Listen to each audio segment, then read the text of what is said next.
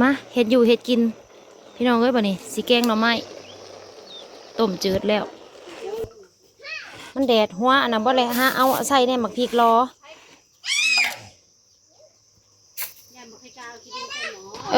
ให้กล้าลิ้นรุ่นแข็งแรงแข็งบอแรกงผู้บ่าวตีผู้บ่าวดอนน่ะดิกูบอดอนซื้อให้ผู้บ่าวดอนซื้อนี่ซื้อค่ากล่องให้น้องดาวเนี่ยใช่ค่ะกล้องมีห้างกระเดืองงับกระเดืองงับเนี้ยไปหาของเอาเล็กเอาลาถ้าคนเข่าไปเพียงยังบ่ทันได้ซุกซ้ำเฮ้ยตำบ่แหลกปานใดเบื่อนะเบื่อนั่นแหละพอดีแซ่บเบิดเลยจะบนน้ำยานางอันเด้ไปสิอึดก็จะหมุมเห็นยังกับบ่หูอย่าใส่ลายเด้อใส่ลายบ่แซ่บมาใส่50อันนั้นมันใส่พอมันนัวเอาสีต่อยกดมันเฮ้ยมันคือเป็นอันนั้นคือตองเอาบ่ก็จะเฮงตำใส่บ่ก็จะเฮงตำใส่ลูกบางคนน่ะตำใส่ลูกไม่ยังลูกก็ใช่จ้ะถามว่าย่าสิบ่บึ้มบ่อาเจ็บมีดเหรอฮะบึ้งนี่ค่ากล่องป้ากูนายเด้อาเจ็บเขาเป็นบาดอยู่ในวงแทนนี่เขาเป็นบาดในวงแทนตรงนี้แทนเนี่ยมันหัวหายมันให้กะไฟหะนะนั่นตัวนี้บ่ได้ขี้อ่ะจะสีเหลือจะสีขาวดำยอดอันนี้เนี่ยบุจักเขาคือบริขี้อันนี้เลยไปยิงแล้วมุมสูงเลยเอามุมสูงกับมุมสูงแม่บอกลูกขึ้นท้องกระปื้อลูกมาหาดิขึ้นท้องเฮงพ่อเฮงกระเต็กเบิดนะขากล้องนะอันนี้อันนี้มาอัพไปเนี่ยอันนี้มาอัพไปเนี่ยมาแกงเท่านั้นใส่กะอารวาสพี่น้องเป็นอารวาสใส่กะอารวาสนะอ่ะไปเดี๋ยวแม่มันสิเข่าหมอนะโอ๊ยเข่าหมอป้าเราบริกินนะนี่นะใส่กล่องนี้ก่อนถือข้ามือแล้วเบิ่งขัดแล้วกระทึกน้ำลูกน้ำร้านเดี๋ยวเดียวเลยนะโอ้ยมองหน้ามีเลยบ่มีตะวันสบายดีปลาลุงเอาในหมองนี่โลดตะวันนี่แต่เข่าในหมองไปดีปลาลุงแล้วลูกมองนั่นแหละไปดีปลาลุงแล้วไปดีปลาลุงสบายดีปลาลุงกินข้าวเที่ยงน้ำกันเดิมมันเดิมซุ่มแซวแกงหน่อไม้อีกคือเก่าคือเดิมจ้ามันนี้เนาะเจ้าแล้วบ่เฮ้ยเจ้าก่อการแล้วบ่สงบแล้วหรือยังสงบหรือยังมีพ่อผาโตหัน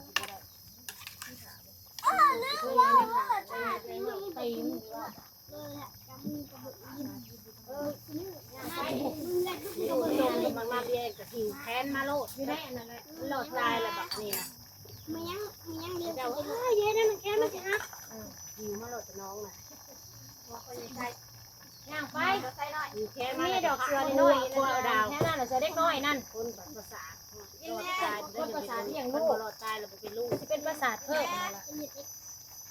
แกงหน่อไม้จ้ามันวับไปเลยเนาะเรียงวันใหม่เคยตีเคยแบะเคยซูนเขาบ่ดื้อเฮ้ยน้องฟ้าสิได้ตีมันจะเถื่อโง่เทพผัดซ้ำบะปีฮิโลรอดตายร้ายเถื่อมันหายขี่หายห่วยเห็นจะได้กระหายได้เฮ้ยเทพไทยนะบ่ได้นอนกลางมุ้งอยู่เฮือนกลางมุ้งอยู่กลางเฮือนวันใหม่กับขี้หายโบยขี้หายเนาะเป็นน้ำปีมันเนาะเฮ้ยเนาะดีๆกับหายเนาะดีๆกับหายโลดน้ำยานางเขาบ่เป็นตาแสบปันใดมื้อนี้คือบ่เขียวยานางตั้งแต่มือเขาไปขุดจิหล่อบ่เนี้ยเฮ้ยมันโดนแต่มือเขาไปขุดจิหล่อเนี่ยแท้เอามาห่อไว้ว่าสิกินมื้อใดก็บ่มีหมูก็บ่ได้กินหั่นเด้ได้ซุมเฮาพากันไปใช้เฮ็ดหันเฮ็ดนี้สมัยตะกี้นะมันมีความทำกันเลยเอามาไข่มีสมัยลายเด้ไข่แจกมากกลายเป็นไก่สมัยท่านน้องมันเด้อต้นไม้ยื้อมาเลยก่อนต้นไหนมันก็มีลูกเจ็บคอคือบ่ซื้อยากินหูจักอยู่คออดิดานเจ้านั่น ยาและยายแม่อยู่เฮือนแม่บ่ถือมาแม่จับว่าสิเอาอยู่ว่า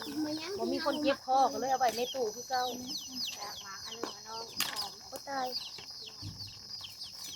ตอกตะละตอกเรายังบ่ได้กินเอามาแต่น้ำลุงกับน้ำลุงบอยน่ะยังบ่ได้กินเลยบางห้องกับบ่แม่นเน่าทิมซื่อๆบ่พักกันพักแล้วบ่ตามมื้อน่ะสิซุ่มกันกับบ่พอได้ฮ้อสิได้ซุ่มตามกับบ่มีคนกินเฮ้ยอิ่มซีนบ่แฮงถ้าร้องเพลงสิไปกินตอนใดแล้วน่ะก็พากันมาเต้นมาดองค่ะดิมีเวลากินคือเก่า ตำอันนี้นัวๆเนาะ ผักลูกคือตัวนี้เป็นตาสีแซ่หน่วยบักใหญ่ท่านบ่พ่อกับขนาดในกระตาเนี่ยมาหม่วงหม่วงถ้าได้กินจากแนวมันได้ลายได้ทีนี้มะเขือก็มีเลยมะเขือเต็งกระซื้อเขือก็มีกระปูบ่มีแล้วกระปูนะย่ากินเลยได้หายาหาเพื่อเลยโคตรได้ไม่ติดสิโป่งใส่บ่กูติเองสิโป่งกาให้มันสุกกระทับสิ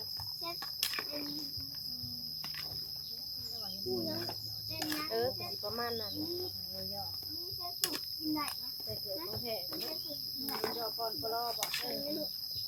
จะมันเห็นยังหรือบ่จะเห็นอยู่หรอเราเคยกินเลยบ่เห็นเพื่อนเรามาเบิ่งดูเบิ่งหน้าตามันดู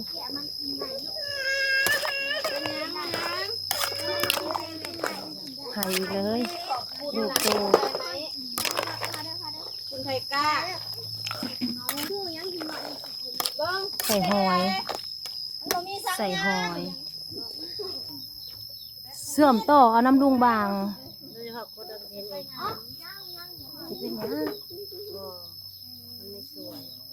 เป็นยังไอโน่ดังเจ้านะบ่เปื้อเอามาค้นมาเลยเป็นยังเอาคือบ่ใส่ยาให้มันตะกี้มันเป็นในปลายดังมันเศร้าเลยมันง่ายคู่ดิน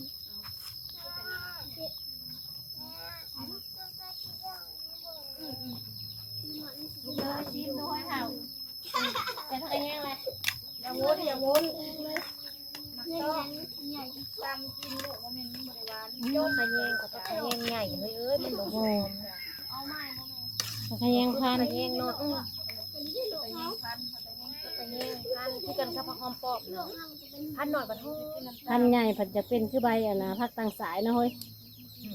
แซ่บหรือยังนัวหรือยังถ้ายังไม่นัวเอาปลาแดกใส่อีกนัวปลาแดกกันจังแซ่บมาซิมนะแซ่บแห้ง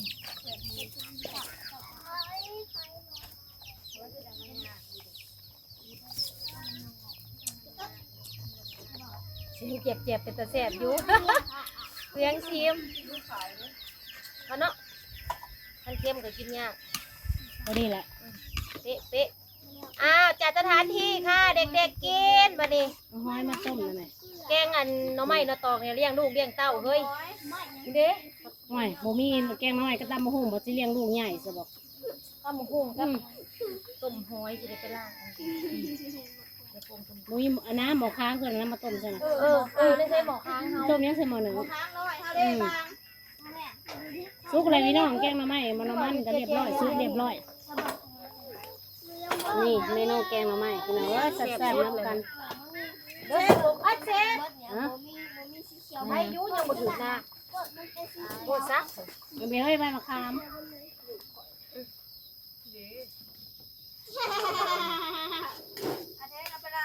ใบยังเป็นให้ตามไป มีแฟนแล้วบ่ติดว่านี่นะเรื่องอะไรเองอันนั้นมาเศร้านี่เก็บไว้ให้เขากินโลดไข่เทศกินอยู่ตามเบิดยุตามเบิดโลดรุมเซลลูกร้านลายตามกินหลายคนแซ่บแท้เอาน้ำใส่เลยได้อยู่บอกโทรศัพท์ปากกาได้อยู่เนาะปลอดภัยเนาะ เ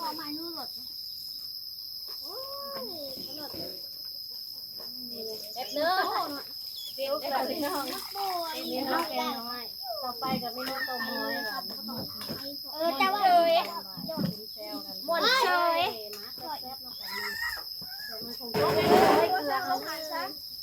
ต้มหอยบาทนี่เมนูต้มหอย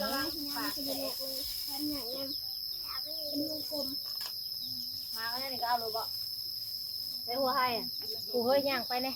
พอสิ่งใดกันไปมากี่หูเด้อเงินได้ดาวเลาะกันนะหัวให้ก่อนจะอยู่แถวนั้นเลยอย่ามันโยนลงหันนะเอาเด้อลงคนน้อยในเด้อเย่กินกูได้อยากต้มอยากหอยอยากแห้วนะอ้าวเป็นน้ำหมูทอดินก็เผาลูกนะแนวกินจะมากินอีกจบไปหาสกิลเนี่ย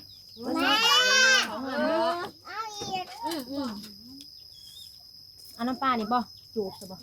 โอ้ยได้จูบครับแน่มันได้สีแซ่บลูกจูบอย่างดีจูบแล้วก็เบิ้ลแล้วความตักน้ำมากินในหน้าเทพน้ำเย็นนะเทพ เดี๋ยวข้าวกล่องนี่ลูก เดี๋ยวไพ่ตักน้ำเย็นมากินในหน้าเทพเขาเด้ตักน้ำมามีกายมา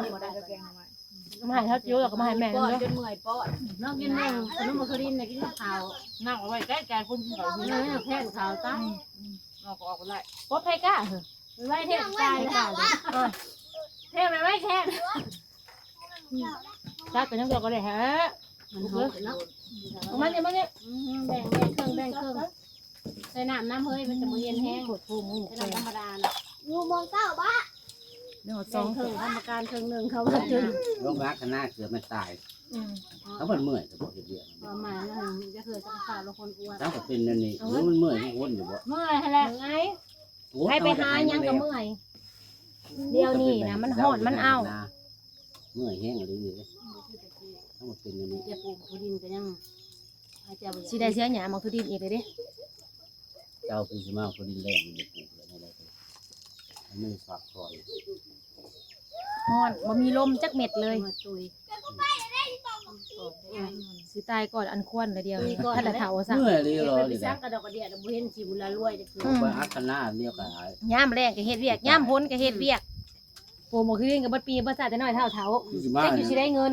คือสิมาในขนาดอยู่ในกินดูด แถมยังจะมีค่าหน้า เด้เฮ้ยจิ้วป้านคันหน้าน่ะป้านแล้วป้านอีกมื้อนี้ป้านราคาเดียวนี่นะ กินดูดติ่มเบิดคันมัน 3 เดือนเลยมันก็เมื่อยแต่ว่า พอมาเห็ดปุยา ขนาดว่ากุดแล้วใส่รถยูเลย นี่แหละคือเดือด เลยเฮ้ยคือเห็นลำกับพุก โอ้เป็นมื้อ ตรวจสอบตัวว่าเส้นอยู่นะมันคือบนนี้เห็ดต้มมันเห็ดต้มเป็นไงต้มกับเฮ้ย ตำรวจโคกแล้วเรา มันแซ่บ ต้มเอาลงพร้อมน้ำไม้มันละทอด เอาอีก เอาลงพอหน่อไม้แล้วหักบ่เอาขึ้นจะเถือ ต้องข้าวขึ้นนะ มันสุกแล้วก็เอาขึ้นมันเหี่ยวนะ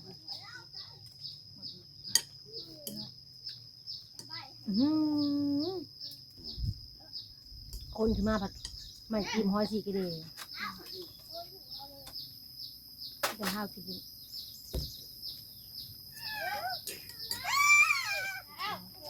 ยกไปไม่ลูกเขาว่ามึงทีละ มันนอนเขาประหันน้องเต็งอันนี้เต็งโทรศัพท์ ก็กินนมเบิดแล้วก็ตื่นเขาคือว่างหันจะกินกินน้อยเหรอ ลูกขึ้น กิ